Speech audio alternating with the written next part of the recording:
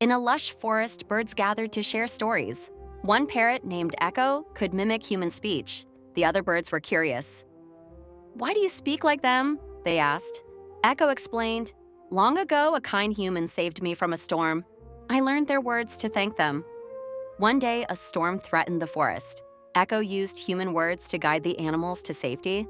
The birds realized Echo's gift was a blessing. The twist: Echo was once a human, transformed by a fairy to teach the forest creatures the power of gratitude.